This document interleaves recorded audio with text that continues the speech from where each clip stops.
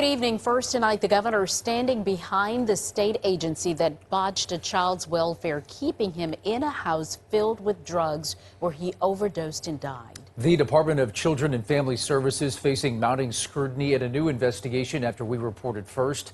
It was notified multiple times of problems and did not act. When DCFS declined interviews, we went straight to the agency's top boss, Governor Bel Edwards. News 2's Katie Easter continues this WBRZ series tonight.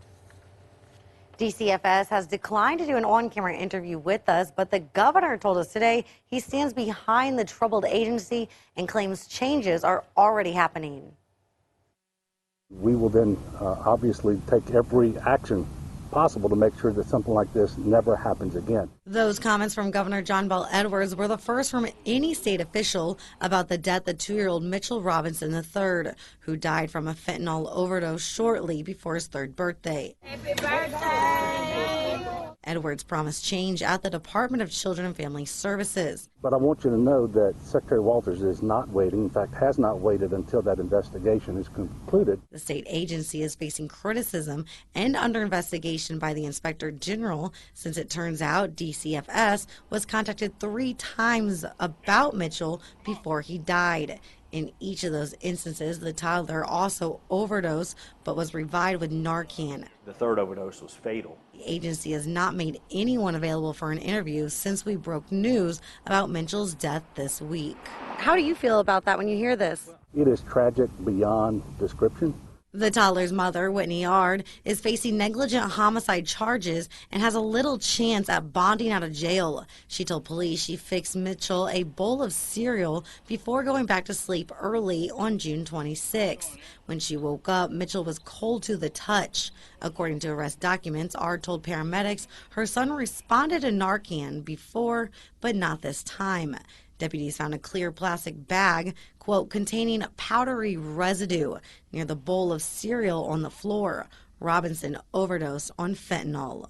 Ard was also arrested in May after deputies revealed her house was a storage unit for drugs, especially fentanyl.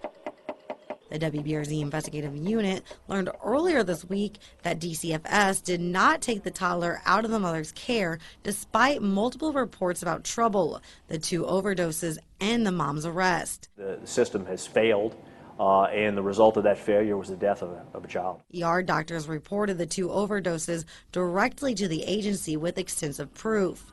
Dr. Bo Clark, the East Baton Rouge coroner, says that was the right move. She did a very good job of not only notifying the state, but also making sure that the appropriate toxicology was ordered. But no other action was taken. Clark says the boy's death was preventable. The governor agreed with the Department of Children and Family Services that it was a human error inside the department and staffing issues that assisted with the 2-year-old's unnecessary death. It's a big agency. There's an awful lot of work that they do with cases all over the state of Louisiana. Edwards says the department is not waiting for the investigation before changes are made, but did not say what will be different. Robinson's mother remains in jail. The DA's office says it has filed a motion to revoke her bond.